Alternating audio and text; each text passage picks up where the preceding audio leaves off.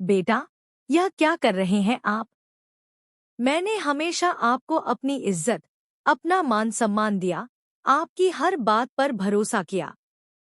लेकिन आज आपने जो किया, उससे मेरा दिल टूट गया है। आपने मुझसे मेरा बेटा छीन लिया और इतनी नीचे गिर सकते हैं, यह सोचकर भी मुझे यकीन नहीं होता। मेरी जुबान जैसे थम गई है, मैं अपनी बात कह भी नहीं पा रहा हूँ।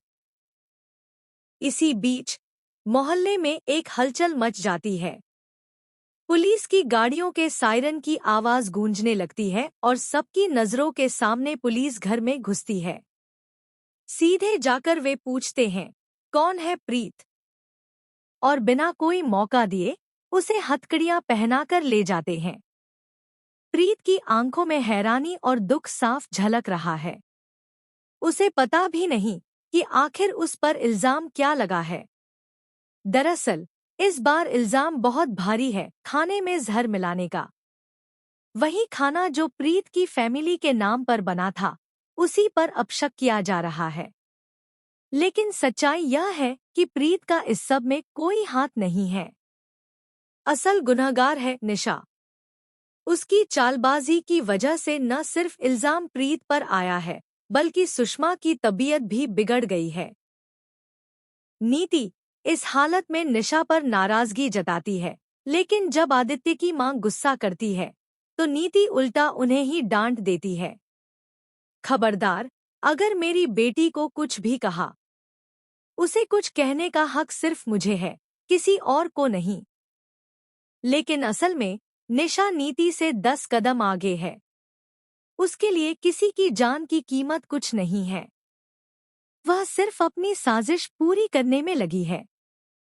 और इस बार उसकी चाल इतनी गहरी है कि पूरे मोहल्ले में प्रीत का नाम बदनाम हो चुका है। जेल के अंदर प्रीत अकेली और बेबस बैठी है। उसके मन में सिर्फ एक ही सवाल, मैंने कुछ नहीं किया, फिर मुझे क्यों फंसाया गया? दूसरी तरफ आदित्य को यह सुनकर बड़ा झटका लगता है कि खाने में जहर मिलाने वाली कोई और नहीं, बल्कि उसकी अपनी प्रीत है। लेकिन वह दिल से जानता है प्रीत ऐसा कुछ कर ही नहीं सकती।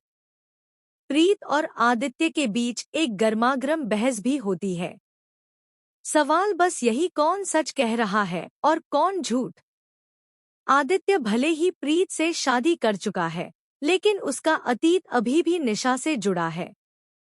सगाई उसने निशा से की थी और आज भी उस रिश्ते का असर उसकी जिंदगी पर है। एक तरफ अधूरा रिश्ता, दूसरी तरफ पूरा रिश्ता होते हुए भी निभाने में नाकामी, यही आदित्य की सबसे बड़ी मुश्किल है। दोस्तों, आने वाले एपिसोड में आप देखेंगे हाई वोल्टेज ड्रामा। जब प्रीत जेल में होगी, निशा पूरी कोशिश करेगी कि आदित्य उससे मिलने न जाए। वह हर तरह से आदित्य के मन में शक के बीज बोने की कोशिश करेगी। लेकिन धीरे धीरे सच्चाई सामने आने लगेगी। आदित्य को पता चल जाएगा कि निशा और नीति ने मिलकर यह पूरी साजिश रची है, सिर्फ प्रीत को बर्बाद करने के लिए।